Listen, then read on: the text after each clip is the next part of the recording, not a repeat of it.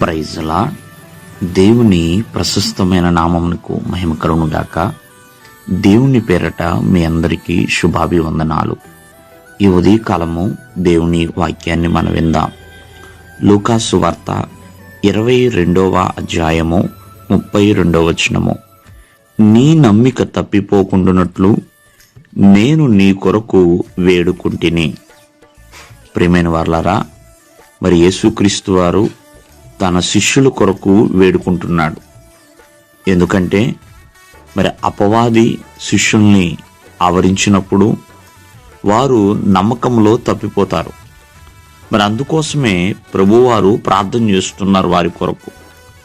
ఈరోజుని జ్ఞాపకం చేసుకోండి, మనము ప్రభువునందు విశ్వాసం ఉంచుతున్నాం.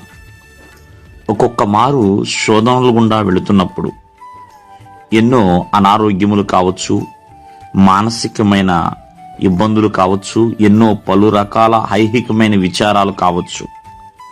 అలా కలిగినప్పుడు మనము విశ్వాసములో సన్నగిల్లిపోతూ ఉంటాం. ప్రభువునందు స్థిరంగా నిలవలేక ఇబ్బందులు పడుతూ ఉంటాం. ప్రార్థనలో కావచ్చు, లేకపోతే దేవుని సన్నిధికి వచ్చే విషయంలో కావచ్చు, దేవుని వాక్యమును నమ్మే విషయంలో కావచ్చు, తగ్గిపోతూ ఉంటామండి. మరి అందుకునే యేసుక్రీస్తు వారి శిష్యుల గురించి కూడా ముందే చెప్తున్నారు. ఎందుకంటే నీ నమ్మిక తప్పిపోకుండానట్లు నేను నీ కొరకు వేడుకుంటుని. ఎందుకంటే అపవాది ఎన్నో మార్లు మన మనస్సును దేవుని వైపు నుంచి లోకం వైపు తిప్పుతాడండి.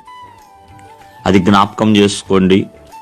నీకు నమ్మకం ఉంది, కానీ ఆ నమ్మకము ఒకవేళ తప్పిపోతుందేమో, లేకపోతే తగ్గిపోతుందేమో, అది జ్ఞాపకం చేసుకుంటూ అనుదినము చూచుకుంటూ దాని కొరకు ప్రభువుని ప్రార్థన చేయాలి, ప్రభువుని వేడుకోవాలండి.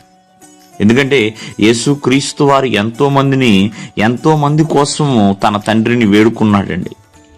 అలాగే తన శిష్యుల కోసం కూడా వేడుకున్నాడు. నిజముగానే మరి యేసుక్రీస్తు వారి సిలువ వేసే సమయంలో చాలా మంది శిష్యులు ఎవరు లేరండి. ఒక యోహాను తప్ప ఎవరు కూడా లేరు. కావున ప్రతి ఒక్కరు కూడా గుర్తెరగండి, నీ నమ్మిక తప్పిపోకుండా ప్రభువుని వేడుకో. దేవుడు మిమ్మల్ని ఆశీర్వదించును గాక. ఆమేన్.